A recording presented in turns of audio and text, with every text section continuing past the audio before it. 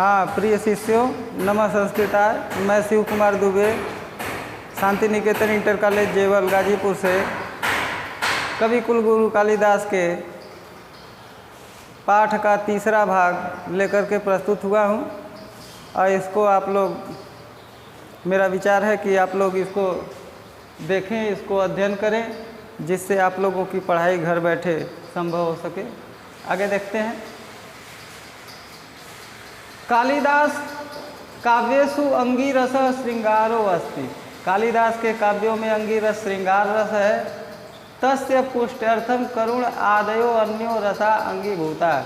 उसकी पुष्टि के लिए करुण आदि अन्य रस अंगीभूत स्वीकार किए गए हैं।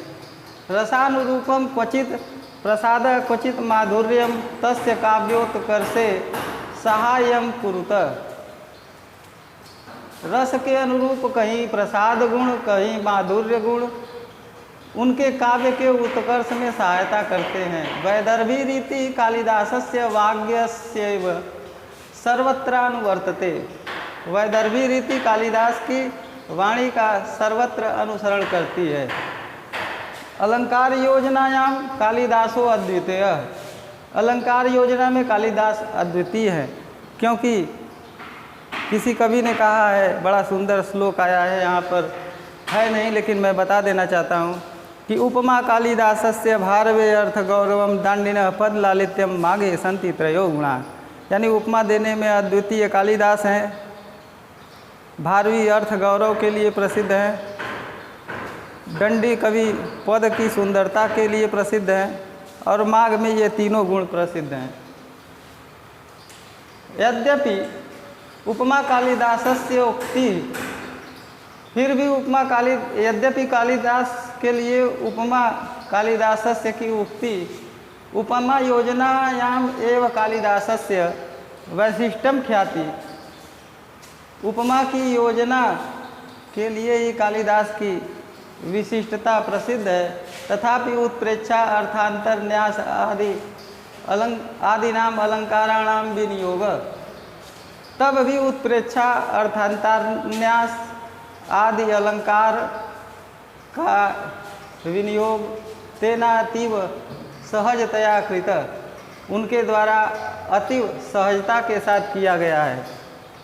कालिदासस्य नाट्यकृतिषु, कालिदास के नाट्यकृतियों में विशेषतः शाकुंतले, विशेष रूप से शकुंतला में वस्तु विन्यास अनुपम, वस्तु का विन्यास अनुपम है। चरित्र चित्रणम सर्वथा अनवद्यम, चरित्र चित्रण सर्वथा निंदा रहित है। संवाद शैली संप्रेषणीय अस्ति, संवाद शैली जो है संप्रेषणीय है।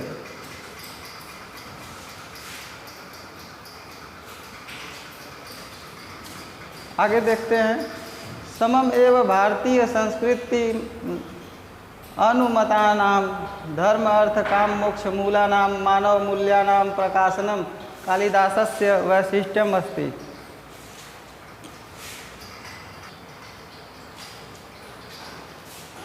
कहते हैं कि संवाद शैली संप्रेषणीय है। समम एव भारतीय संस्कृति अनुमतानाम, यानी समान रूप से ही भारतीय संस्कृति का अनुकरण करते हुए धर्म अर्थ काम मोक्ष का मूल मानव मूल्यों में प्रकाशित किया गया है। कालिदासस्य वैशिष्ट्यम अस्ति, यानी कालिदास के द्वारा यह विशेषता है कि भारतीय संस्कृति का अनुसरण करते हुए धर्म अर्थ काम मोक्ष का मूल मानव मूल्यों का प्रकाशन किया है। आश्रमवासिनीं शकुंतलां निवर्ण्यं मनसि काम प्ररोहम अनुभूय दुष्यंतः। आश्रमवासिनी शकुंतला को देख करके मन में काम का अंकुरण होने के कारण दुष्यंत तावत शांतिम न लभते यावत् ताम क्षत्रिय परिग्रह क्षमाम विश्वामित्रस्य दुहिते यम इति नावयति। आश्रमवासी शकुंतला को देख करके दुष्यंत के मन में काम का अंकुरण होता है, लेकिन वह अपने धैर्य को बनाए रखते हैं तब तक जब तक वह यह नहीं जान जाते हैं कि क्षत्रिय के परिग्रह माने क्षत्रिय के ग्रहण करने योग्य यह जो शकुंतला है, विश्वामित्र से, विश्वामित्र की दुहिता माने पुत्री, एवं माने यह, इति माने ऐसा, यह विश्वामित्र की पुत्री है ऐसा नहीं जान लेते। कण्वस्यानुज्ञां विनाम गंधर्व विधिनाम कृत विवाह उभयापि तावत् प्रताड़यति यावद्देकतः शकुंतला मरीचियाश्रमे तपश्चरेण जनितम कलुषम न क्षालयति। रुकिएगा थोड़ा सा, आगे कहते हैं कि कण्व ऋषि की आज्ञा के बिना गंधर्व विधि से, देखिए यह गंधर्व विधि आज के वर्तमान समय में जो लव मैरिज कहा जाता है उसको संस्कृत भाषा में इस शब्द का प्रयोग करके प्रदर्शित किया जाता है कि कालिदास की आज्ञा के बिना गंधर्व विधि से विवाह कर लेने पर दोनों तब तक प्रताड़ित महसूस करते हैं जब तक शकुंतला मरीचि आश्रम में तपस्या का आचरण करने से उनकी अवज्ञा जनित कलुषम यानी कलंक को नहीं धो लेती। अपरतः माने दूसरी ओर, अपरतः दुष्यंत अंगुलीय लाभेन लब्ध स्मृत क्षमा कीजिएगा सत वृषम पीड्यमानः प्राश्चित्ताग्नहु आत्मशुद्धिं न कुरुते।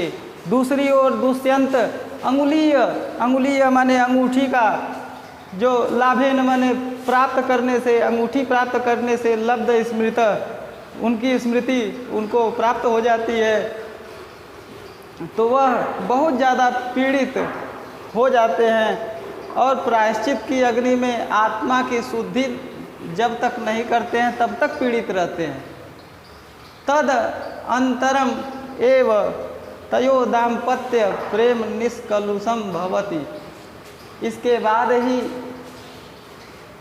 उन दोनों का दाम्पत्य प्रेम निष्कलुषित होता है। पुत्र लाभौ च परिणमते यानी पुत्र लाभ च माने और को इसको पूर्व में कर देंगे और पुत्र लाभ इसका परिणाम होता है। आगे की पैराग्राफ में देखते हैं, यहीं पे आगे देखते हैं। रघुवंशे कालिदास रघुवंशिनां चित्रणं तथा करोति यथा भारतीय जन जीवनस्यो उदात्त आदर्शानां सम्यग दिग्दर्शनम भवेत। रघुवंश में कालिदास ने रघुवंशियों का चरित्र चित्रण किया है और कैसा किया है, ठीक वैसा ही किया है जैसे भारतीय जनजीवन का उदात्त आदर्श भली भांति दिखाई देता है। रघुकुलजा राजानः प्रजा क्षेमाय बलिम आहरण।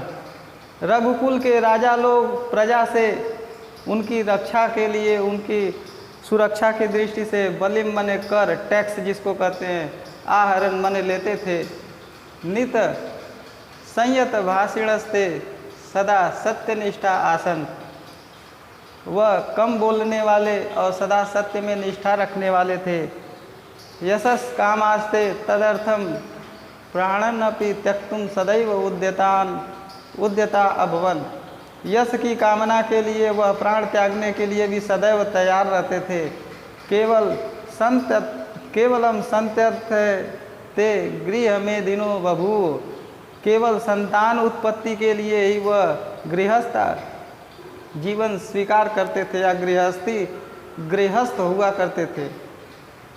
शैशवै विद्यार्जनम यौवने रंजनम वार्धक्य मुक्त्यर्थम मुनिवद आचरणम तेषाम व्रतम आसीत। शैशवे यानी शिशु काल में, विद्यार्जन युवावस्था में, प्रजारंजन वार्धक्य वृद्धावस्था में, मुक्त्यर्थम मुक्ति के लिए, मुनिवद आचरण तेषाम व्रतम वृद्धावस्था में मुनि की तरह आचरण उनका व्रत था। बाल वृद्ध वनितादीनां यदा आचरणं कालिदास काव्ये निरूपितं तत्सर्वथा भारतीय संस्कृति गौरवानुरूपम एव।